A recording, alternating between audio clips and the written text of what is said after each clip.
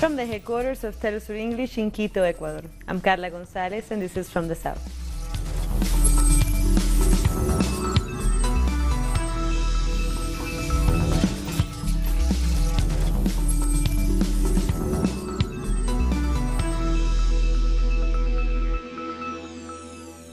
We begin in Venezuela, which is preparing for another day of demonstrations. Supporters of the Bolivarian Revolution will be marching to mark Youth Day. The opposition has also called for a mass protest. All of this as President Nicolás Maduro launched a new campaign to boost tourism and international trade. The slogan is Venezuela Open to the Future. The president said the new brand will help the country against the media war that is currently promoting a negative view of Venezuela. Maduro also announced the creation of a new institution to coordinate tourism, culture and trade. It is the start of the country's brand new institute that is aimed at boosting the country's brand strategy. It will cover investment, the development of tourism, diversified trade and the promotion of international investments.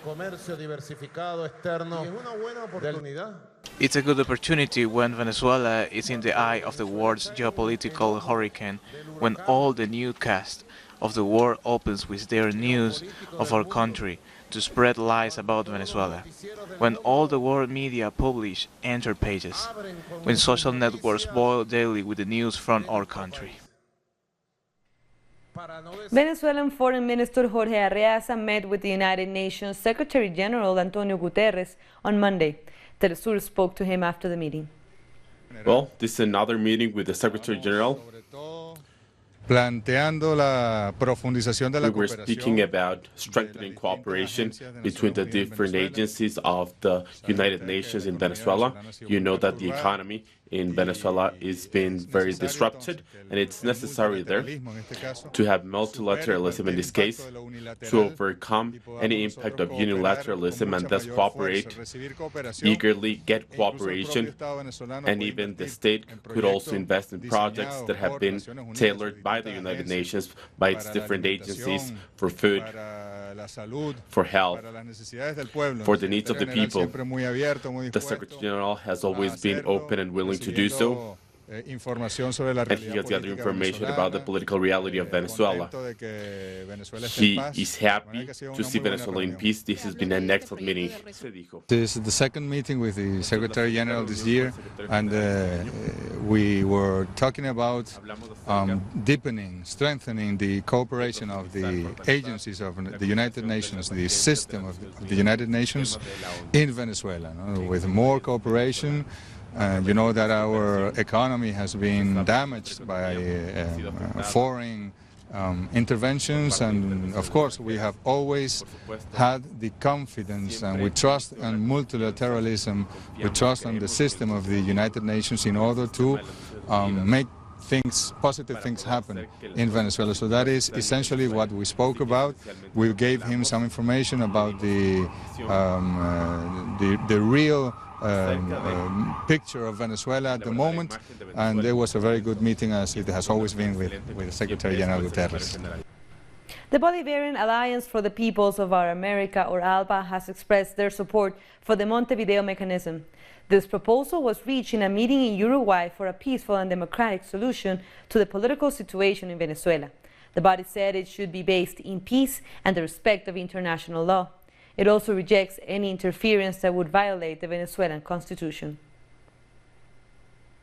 And Russia's foreign minister says they will block the U.S. draft resolution on Venezuela at the UN Security Council. This resolution calls for presidential elections. Moscow says it's concerned for Venezuela's political independence and territorial integrity. Russia has also proposed a resolution that rejects any intervention in Venezuelan domestic affairs.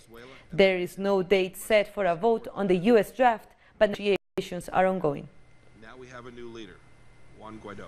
In other news, several families who were separated at the U.S. border with Mexico have sued the U.S. government. The migrant families say they will go to court because of the trauma they experienced. According to official data, almost 3,000 families were separated. These were a result of the zero-tolerance policy on immigration by President Donald Trump. And the mayor of the border town of El Paso has denied Trump's claims that the fence has helped lower crime. Mayor DiMargo says El Paso is the safest city in the U.S. That we are intertwined with the Mexican border. El Paso and Juarez have been basically joined at the hip for over almost 400 years. There's families on both sides of the border. There's commerce on both sides of the border. And frankly, people don't realize until 1848 El Paso was actually located physically on the south side of the Rio Grande. So, you know, we go way back. These statements came as President Trump held a rally in El Paso. Trump says the wall will keep the country safe and once again linked migration to crime. And there's no place better to talk about borders. Syria's state news agency Sana has reported that at least 70 civilians were killed or injured in a new massacre. The agency says that the attack was carried out by warplanes of the U.S.-led coalition on a civilian camp in Al-Baghouz town in Deir ez-Zor. On Monday evening, the coalition launched airstrikes on outskirts of the same town in vicinity of the Iraqi border, claiming the lives of 16 civilians, including 7 children. This in addition to causing material damage to houses and properties. Russia's Deputy Foreign Minister Sergei Ryabkov says the United States should withdraw its military forces from Syrian territory. The declaration comes after President Trump announced further troop deployment in Damascus. The move contradicts Trump's troop withdrawal announcement made in December. Russian authorities have rejected the move, which they consider illegal. They say the U.S. presence in the country doesn't contribute to the peace process. We have more stories coming up. We'll be back.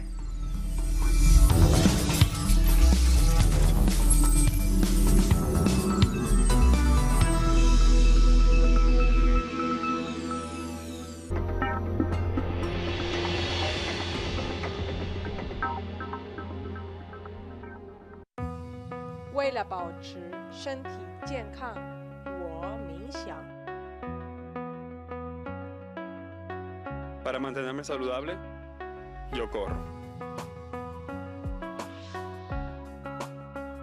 To keep myself healthy, I study. Για να διατηρηθώ υγιής, τρέφομαι σωστά. Para mantenerme saludable, yo bailo. Para mantenerme saludable, yo purifico mi espíritu a través del cuerpo. ¿Y tú? Get your body. Tuesdays, only on FtS.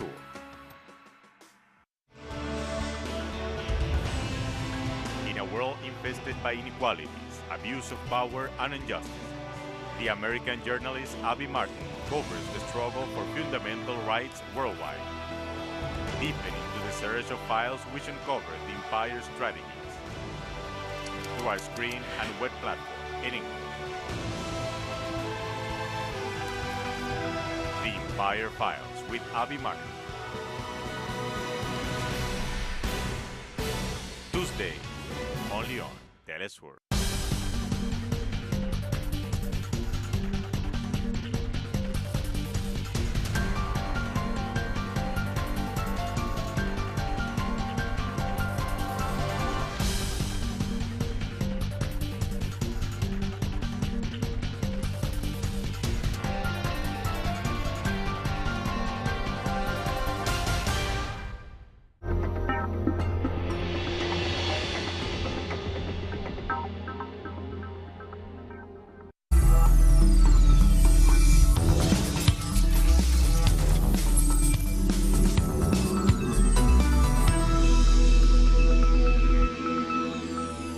Welcome back.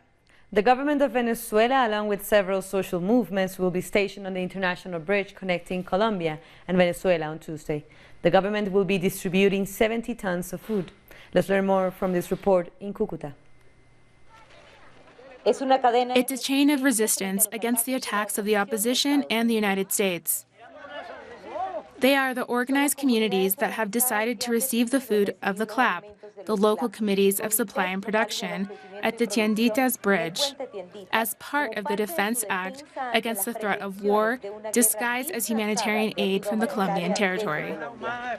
This is a human chain for peace and also to avoid all these lies that are on social media, so that people will stop spreading lies. There is no crisis. There is a blockade from the U.S., so they can steal their resources from Venezuela. It's the strongest weapon against attacks, and one which attempts to disarm the war scenario that the opposition purports from the border. The system is done by communities, but on the other side. They want to point out that we don't have food here, and they are giving us garbage, brought from the U.S. and food bought in Colombia. We have decided to call the clap from the community of San Antonio and Urenia to carry out this job, which we do on a regular basis in communities. We are doing it today in the Tiendita Bridge, the bridge where they want to mount violence and conflict. There will be no violence here. We have jobs, health, security, protection for our people. Mr. Guaido is saying that there is going to be violence. We don't want any of that here. They are here to maintain peace and a clear message of dignity and sovereignty. We don't want anything. We know that we are free and that we don't require help from anyone. House-by-house health days were also moved to the bridge. Yes, there are difficulties surrounding medicine, but these issues could be solved if the blockade were to end. Right now, we face a difficult situation because of the blockade, and obviously we do not have direct access to the resources for us to sustain and continue to be able to provide all of what you see here. The government of Venezuela has denounced that on February 12th, Youth Day, the opposition may attempt to create chaos. They attempt to search for a false positive on the border. We will not allow it here. There will be no war. We will not allow war in Venezuela. Even though gringos in the Colombian army, the Colombian bourgeoisie, who are desperate, no, these people who are here do not want war.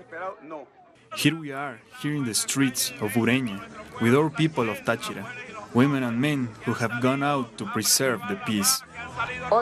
Another massive Chavista march will mobilize in the streets to say, here we are here defending democracy. Meanwhile, on the Tiendita Bridge, these young revolutionaries will remain in vigil. Colombians have taken to the streets in the capital, Bogotá, to protest against growing violence against children. Organized by the international organization World Vision, the march was called Traces of Tenderness. It aims to call attention to the fact that most of the abuses are unpunished. In 2018, over 4,000 cases of violence against minors were reported in Bogotá. In most cases, violence against children occurs within the family or is committed by those close to the victim. Regions affected by heavy rains in Chile and Peru are taking stock of the damages. In Chile's Atacama region, floodwaters swept through residential areas. And in neighboring Peru, heavy rains and mudslides killed at least 10 people and left 100 homeless. Officials are expecting more rain this week.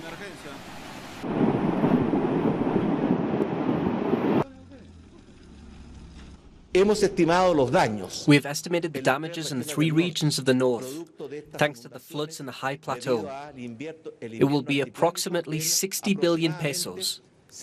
Obviously, that figure could rise, as there is forecast of rain again this week. But the estimate to this day is 60 billion pesos. We already have an increase in streams and rivers. 10 people have died, which is very unfortunate.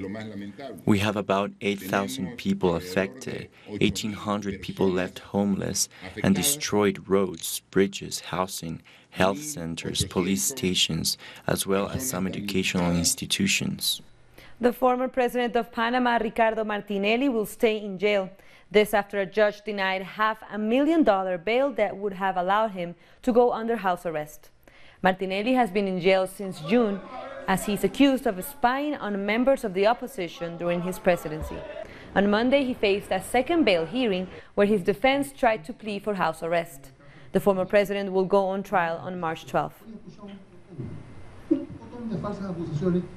The International Monetary Fund makes a third visit to Argentina this week to oversee the implementation of its bailout agreement. Let's take a look.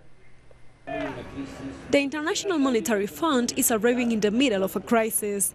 Factories are closing because they cannot sell their products, and workers are more and more worried about losing their jobs. 127,000 industrial workers have already been fired. In this latest review, the government will certainly win praise, because it has done everything the IMF demanded. But the consequences that we experience as Argentinians are very bad. All the economic and social indicators have been negative. Last year saw more than 120,000 redundancies in the private sector. The government's financial plans damage domestic industry, especially small and medium businesses. 20,000 of them have no option but to close. As domestic consumption collapses, so do the food and textile industries, as well as light engineering and construction. The IMF is pressing on with this destruction, turning the economy back to the production of raw materials. And that directly affects small and medium businesses, which depend on the domestic market.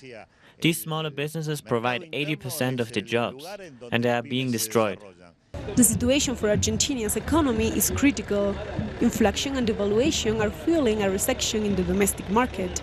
That puts at risk 800,000 small businesses, which are trying to survive as best as they can. Macri and his cabinet are just the managers of this plan, on behalf of the International Monetary Fund. They don't govern the country. It is governed from Washington. It is very worrying. This year, the Argentinian people have the chance to open their eyes and change course towards greater inclusion, towards greater political independence, and to defend our natural resources and our jobs. In the midst of this crisis, the team from the IMF is arriving to look at the books and authorize the release of another tranche of bailouts. If it agrees with the government's numbers, a payment of about $11 billion should be made in March. The money will go towards payments on the foreign debt. Large protests continue in the Haitian capital. Clashes broke out in Port-au-Prince on Monday as protesters smashed windows and began looting stores. Demonstrators are demanding the resignation of President Jovenel Moïse. He's accused of embezzling at least $2 billion from a Venezuelan assistance program that supplied oil to Haiti at reduced prices for years.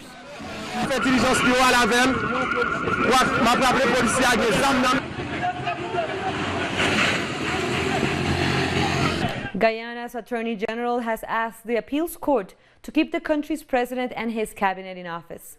This until a court decides if the no-confidence motion against the government was passed validly. The AG says the Chief Justice erred when she ruled that the vote was indeed valid. Last December, the motion against the government succeeded since there was support given by a government backbencher. Since then, the opposition has been calling for fresh elections to be held by March. Correct yourself. Colombia's flower industry is hard at work ahead of Valentine's Day. Almost 40,000 tons of flowers will be sent to the United States for this holiday. Colombia has one of the largest varieties of exotic flowers, with about 1,500 types of these. It ranks second in flower exports behind the Netherlands.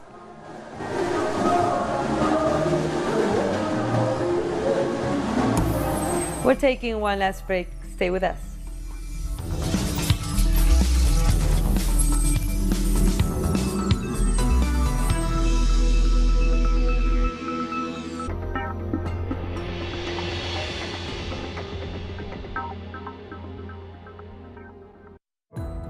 Our actions have an impact on the environment. It's our responsibility to change for the sake of our planet. Let's be part of this transition. Watch, preserve, and protect your Green Zone. Wednesdays, only on Telesur.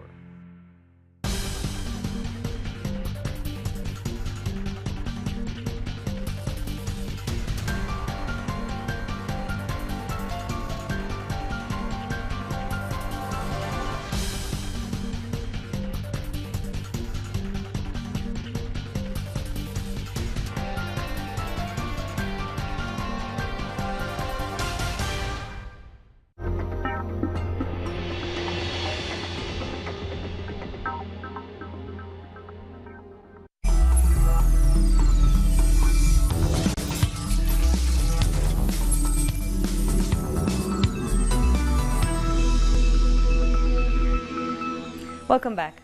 Senegal's President Macky Sall has called for calm after clashes between his supporters and the opposition left one person dead and dozens injured. He has urged his supporters not to succumb to what he called provocations by the opposition. Political violence has marred campaign ahead of the presidential elections on February 24, despite appeals for calm from religious leaders. Senegal was until recently hailed as a beacon of democracy and relative prosperity in West Africa. Farmers living on the outskirts of the Inga dams in the Democratic Republic of Congo are cutting down trees for charcoal in order to cook. They live near two large hydroelectric plants but still don't have electricity. Last year, former President Joseph Kabila signed a contract to build a third $40 billion power plant in Inga. The priority is to sell electricity to South Africa and empower the mining industry. Local communities oppose the project because they haven't benefited from it over the last 60 years. In their own words, neither electricity nor decent jobs have come from the first or second Inga plants. They also say they have never been consulted since 2014 when plans were being made for a third plant. They now want to be heard. Talking about me and wanting to develop me without me is killing me. It's a project that doesn't meet our needs. How can we even endorse a project like this? It doesn't even include the locals. It's better to die than exist. Locals live in darkness. They still use charcoal to heat their homes, cut trees to make charcoal. Come on, climate change will punish us for this. If we had machinery, we could easily plant 2 to 3 hectares. But by hand, it's very difficult. We don't eat properly. Even if you have money, it will never be enough to feed your whole family. Sending our kids to school is the most difficult thing in our lives. We have many children that don't go to school. Inga has given us nothing. After we gave them our lands for business, it's as if Inga is abroad. They are appealing to the government to take care of its people first. The African Union is planning to hold a conference in July to try to end the conflict in Libya. A statement released by the organization said the conference will be held jointly with the United Nations. It will also aim to put in place measures for the holding of presidential and legislative elections in the North African country. Libya has been without a functional government since 2011, when Western-backed militias overthrew and killed former President Muammar Gaddafi. A football player from Bahrain held in Thailand has been freed after extradition proceedings against him were dropped. Refugee footballer Hakim Al-Arabi had been detained in a Bangkok jail for 2 months. Arabi was granted refugee status in Australia after fleeing charges of dissent during the Arab Spring protests. On Bahrain's request, he was arrested when he arrived in Thailand for his honeymoon. We think it's absolutely incredible, the show of support, and we're really, really thankful that the right decision has been made. And I think this is, it's a wonderful move by Thailand, actually. I think that Thailand has listened to the pressure and also to the views of the international public. And we really thank them for allowing Hakim to return back home safely. In Spain, the trial of Catalan independence leaders has begun in the country's Supreme Court. 9 of the 12 members are facing charges of rebellion. They face a possible sentence of up to 25 years in prison for their failed bid for independence in 2017. Some of them have been held in jail without bail for months. Hundreds of police officers have been deployed around the court building for extra security. The trial is likely to last 3 months. And Catalans have taken to the streets in Barcelona to protest against the trial. The dispute with Madrid could lead to early elections, as Catalan nationalists in the Spanish parliament have indicated they may withdraw support for the Prime Minister's budget. That would give the Prime Minister Pedro Sánchez until October to call for a snap poll, with the right hoping to take back control of the Spanish government.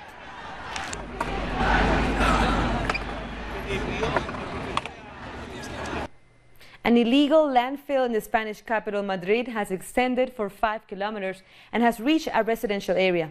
Neighbors are denouncing the authorities' inaction as companies continue to leave waste near their houses.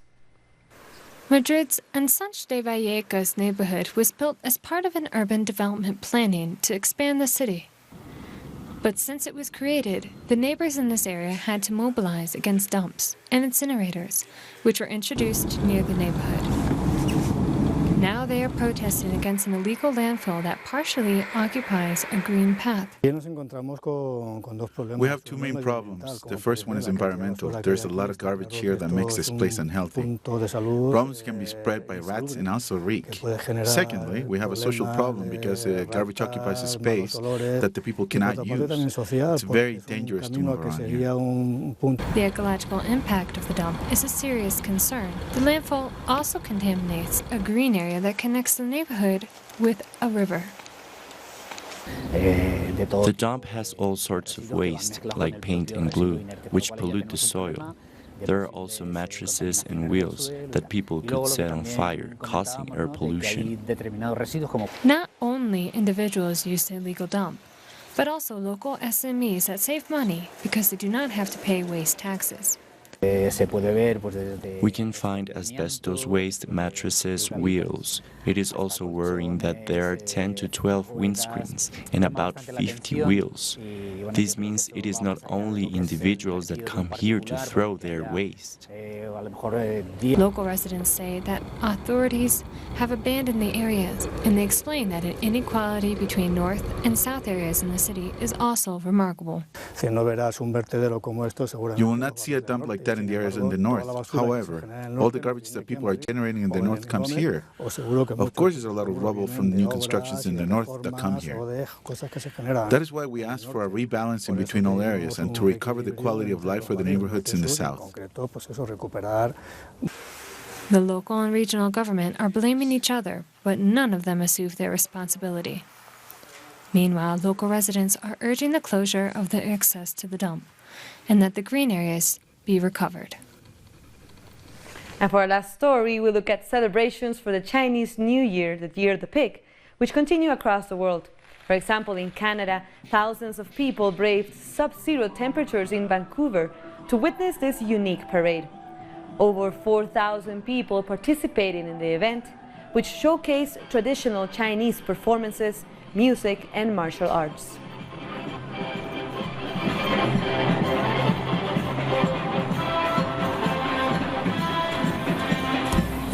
With that, we come to the end of this news brief, but you can find these and many other stories on our website, telesurenglish.net. And we're on social media as well, on Facebook, Twitter, and Instagram. For Telesur English, I'm Carla Gonzalez. Thank you for watching.